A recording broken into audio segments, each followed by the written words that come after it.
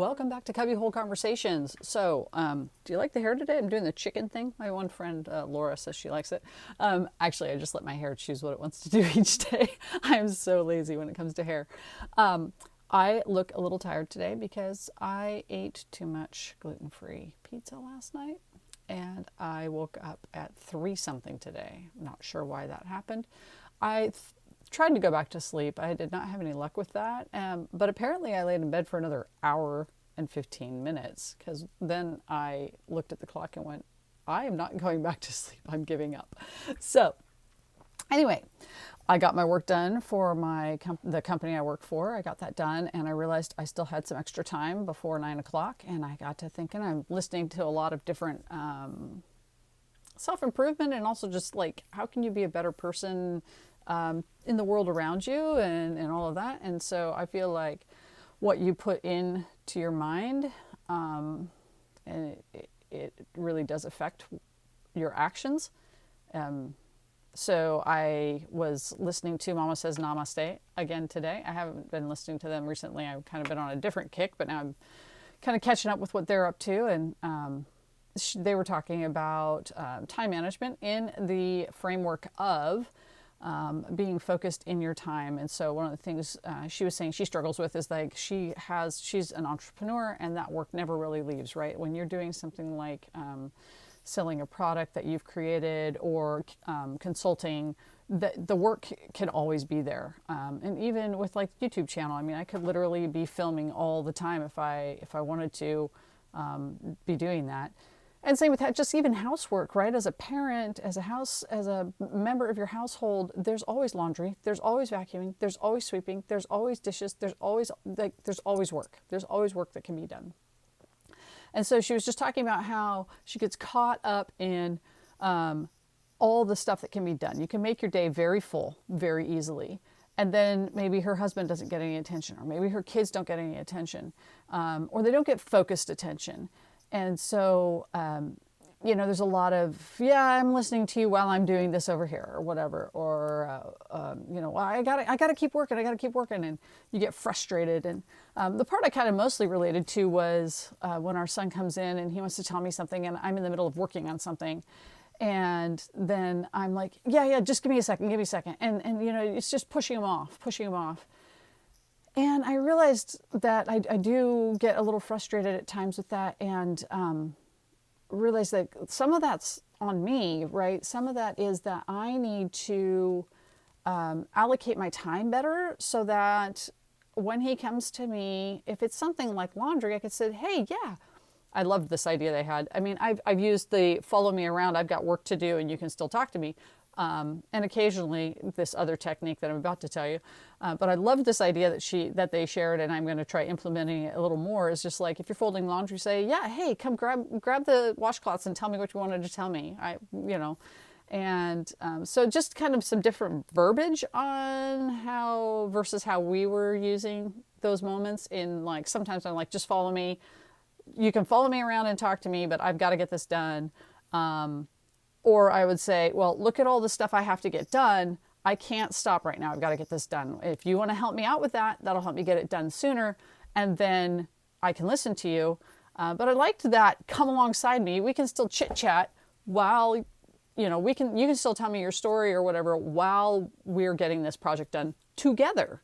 And so I really like that kind of twist on that. And so I'm gonna attempt to implement that more. You have a lot of years. I'm 40. What am I? 47? I think I'm 47. A lot of years of training in this one direction, and you're basically my entire parenting life of 12 years has been trying to change the training to a new kind of training that I think is good and beneficial for all. While still producing the end product that you want, right? So I'm going to try that. And then the other thing she was talking about was just like having set times to work. And I do have a set time to work. I wake up, I do my devotional, and then I work. But I might get off at 7:30, or I might get off at 8, or I might get off at 9, or like the only hard stop is I usually try to be done by 9 o'clock. Now, sometimes I get so many uploads on one day that I can't get them done until later. Now, mind you, I don't have to get them done that day. I've got a couple of days allocation that they give me to get them done. It's just my own desire to get them done that fast. It's not like they're putting that on me to get it done that fast. I have like 3 or 4 days to get it done. And I'm like, it's got to be done before they come into work the next day. And, you know, that's on me. That's me putting that pressure on myself. And so I've been doing a little bit better about saying, hey, I'm just going to stop at 9 and the work's still going to be there and I'll do it the next day. I guess my point is, though, that it's confusing to our son. It's confusing to Isaac, I think, to say, well, some days I'm off early and some days I'm off late. And I work 6 days a week, so I do take Sundays off entirely. So it would make more sense to him and to me to say, I'm going to work till 9 o'clock every day. I mean, not Sundays, but every work day, I'm going to work till 9 o'clock. And at 9 o'clock, I'm done. I'm shutting down. Now, obviously, sometimes I'm right in the middle of transferring files or something. I obviously cannot just turn off the computer. But, you know, right 9 o'clock is my cut time. And then it's time for me to do devotions with Isaac and move on with our day and do school and all the other stuff that we do.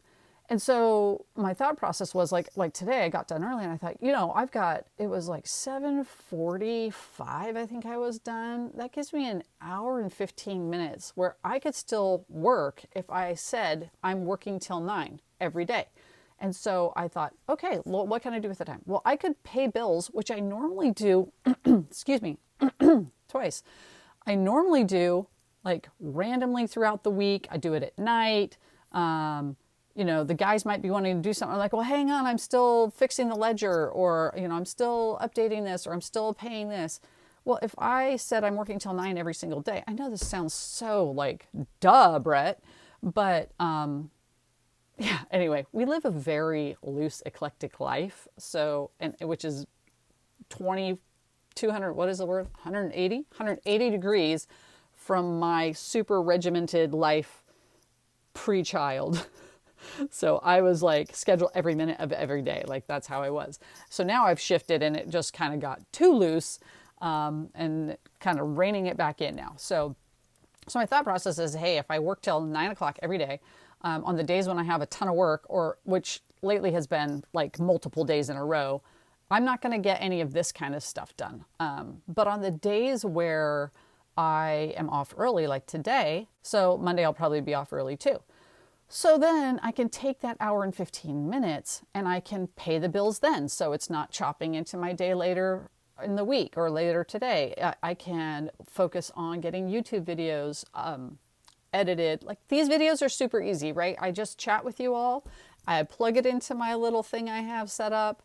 I wait forever for the internet and then I upload it. These ones are easy. Spore Family Adventures, the other part of our channel, those take a lot more time. I got to put music in, I edit, I take pictures in, I take pictures out, I shorten videos, I clip them, you know, whatever.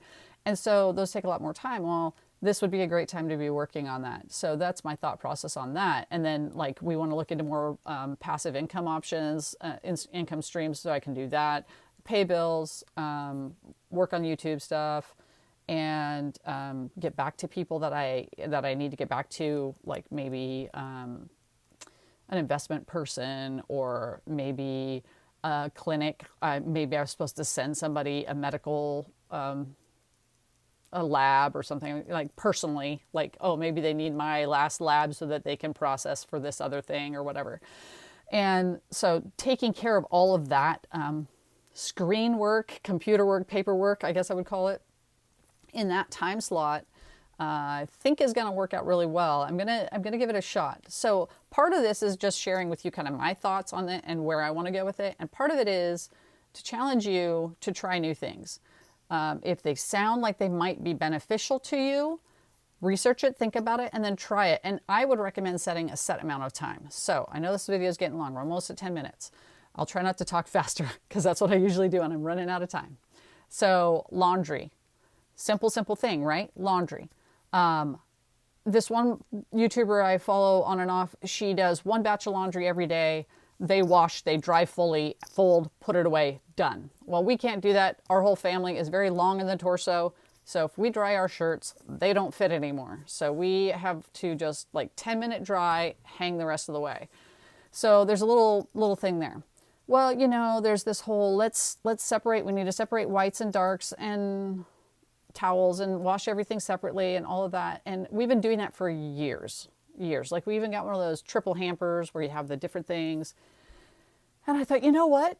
We don't own clothes that have to be washed separately. We literally do not. We don't have diapers that we have to wash. We don't own great, like high-end clothing. Like we have sweatshirts, workout clothes, blue jeans, khakis, and t-shirts. And that's really about it. And even Jason's work clothes are like Dockers or whatever brand and polos.